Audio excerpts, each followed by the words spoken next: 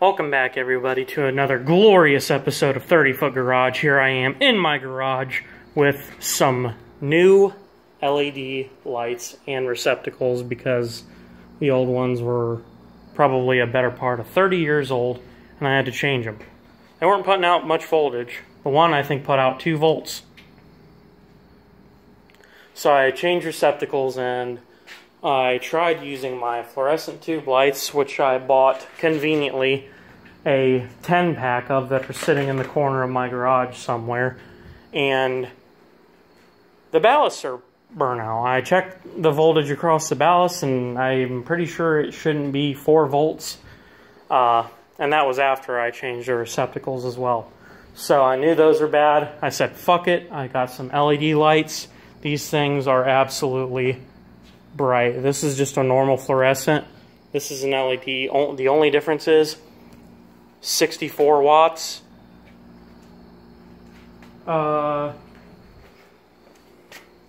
35 watts. So half the wattage for the same amount of light output. I mean, almost better. You can see right here, fluorescent LED. Maybe you can't. I don't know. I'm still on my phone because I keep forgetting my fucking memory card at work for the GoPro. But this is actually kind of easy because I can see what I'm doing and what I'm talking to you guys. And that was just a little update. It's not very exciting. I can update you on what's happening with this thing because I don't think you got to see it the last time I did one of these little update videos. So far what I've taken off, ignore the shavings and this oil pan, that's not from anything important. It was a bolt that had an issue with me, and I was not going to be beat. So anyway, so far this is where I've got, sorry, hiccups. Damn it. And cone head here. So far this is where I've gotten. It's a, well, I'm sure you guys already know what this is, but it's been a process. I'm doing my best to stay motivated on it. I'm working on just miscellaneous things. Quit eating acorns. I have freaking acorns all over the driveway and all in the garage because I have a giant oak tree well, my neighbor has a giant oak tree that has made its presence over the yard. That thing's probably 100 and some years old. But anyway, progress has been coming. It is a little bit slow. I do work full time, so it is hard for me to get motivated after work to come out and work more in the garage. I don't know what that was about. But when I do get motivated, I usually stay pretty solid on what I do, so that's a plus, right? But this is where I've gotten so far. I'm stepping on something that I probably should not be stepping on. Oh, no. You know what it is? Fucking acorn! Anyway. But supercharger brackets are off, alternator brackets are off. What was that? What was right here? I don't remember. It might have been another bracket, but I'll put it back together when I get my book out. I'm going to take this water pump apart, see if the impeller on this side, I don't think it's bad, and I don't really see a reason why it would be bad, but I have another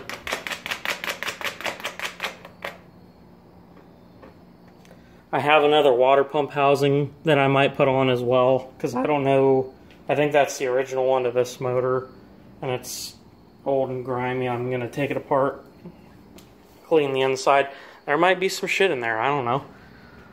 But if worst comes to worst, I have 2 others laying around here somewhere, maybe up in my attic-ish area. There's a bunch of crap up there. Chairs, refract, strub bar, etc. And I'm gonna keep plugging away at that. I'm kind of leery to take the distributor off, only because I don't want to lose my timing, but I don't think I can, only because this distributor really only goes one way, and this not the idler pulley, the intermediate pulley, it keeps the oil pump gear steady, and as long as the timing belt's on, which I don't plan on taking that apart until I get the motor out of the car anyway, and then it won't matter. Not that it would matter now, but I don't know, I'm OCD like that. I have no fucking clue how I'm going to get this intake manifold without taking it out of the car first. I have some room on either side. I'm going to probably drop the axles. Pull the axles out, pull them out of the socket on the hub side. That way the car can stay on all its wheels, and just pull this thing forward and out.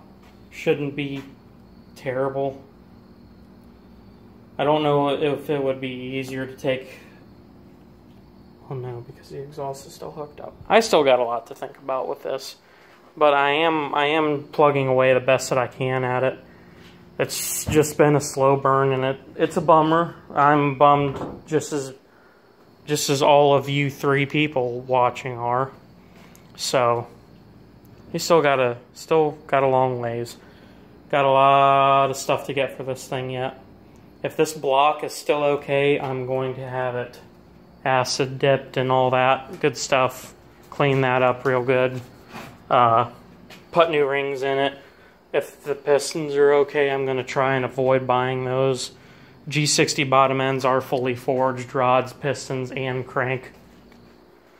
So I don't foresee... The car ran great. It just overheated a couple times, and I don't know why. So I don't really see a reason why... Almost fell. I don't really see a reason why that would be a concern. But I still am in the process of taking everything off. I'm going to take everything apart, get what I can. Probably I want to powder coat all these brackets, or get them powder coated rather. Intake manifold, I want to get powder coated. The block I would like to get painted and or powder coated. Oh, I just noticed that nasty crack in my knock sensor. Huh. Time for a new one of those. I would have replaced it anyway. I'm probably going to get the factory oil cooler off of here as well and run a...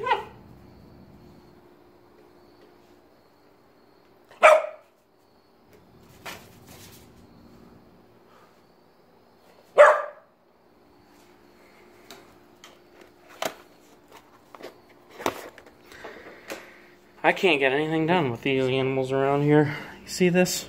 You see this? Can you believe I get anything done with this face around? Anyway. But this is probably going to get removed and replaced with a Mocal unit, I believe is the maker for the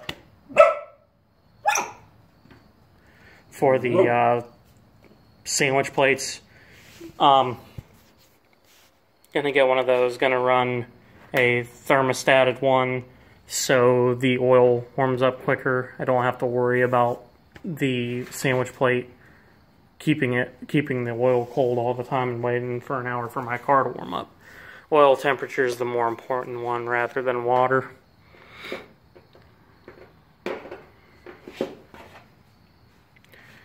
And just keep kind of plugging away at things, replacing hoses as I go. There is a friend of mine on Facebook.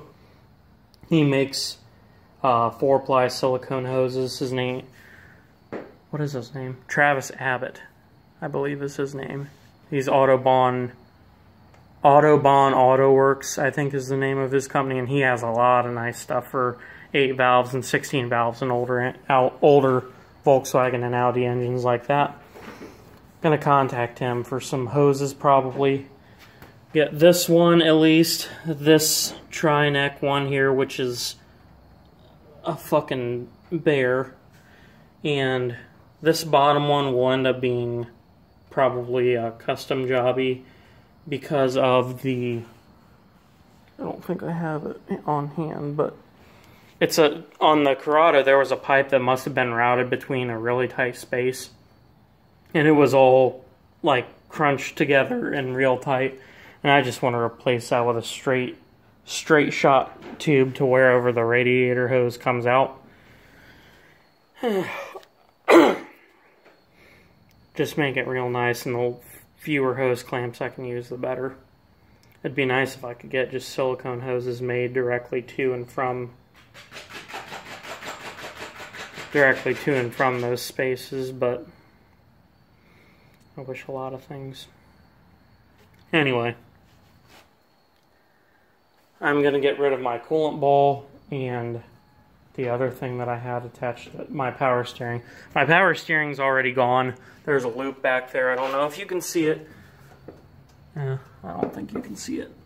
Oh, no. Right there. That. And I looped it. It's alright. It does what I expected it to do. Isky, stop eating stuff off the floor. Dumbass. It did what I expected it to do, and that's about it. I have in the other Mark II outside, on the other side of that wall.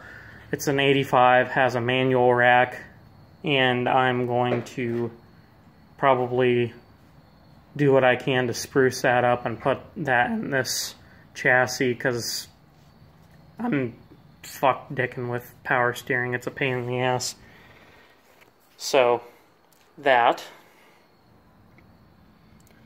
Oh, I didn't get to show you guys this. This is the reason I quit working the last time. Well, it was pretty late anyway, but the reason I quit working the last time was there are 3 bolts that hold my throttle body to the intake manifold. And I don't know if you can see it on this phone, in the front-facing camera, the 4K high def. But right in there, there is the ball end of an Allen wrench stuck and or broke off inside that Allen head bolt. I don't know how the fuck I'm going to do that. I don't know if I'm going to be even able to do that in the car. I don't think I will be, which is probably going to cause me or make me take the head off in the car. Just unbolt the exhaust manifold if I can reach it and manhandle the head out that way, so I can get an easy out or whatever the hell I need to get that Allen bolt out. It's gonna be work like everything else is. So I've been talking for a while, so I'm gonna shut up. But I hope you guys are having a good time with whatever you're doing, all 3 of you that watch probably, and I'll just try and keep you posted, keep you updated on the, especially on this lighting. It's just boss. What if I turn this way? Oh, you can see my face. Oh, you probably don't want to see my face. Here, in fact, I'll even turn out this light so you don't see my face. Didn't do shit. Oh well. Till next time.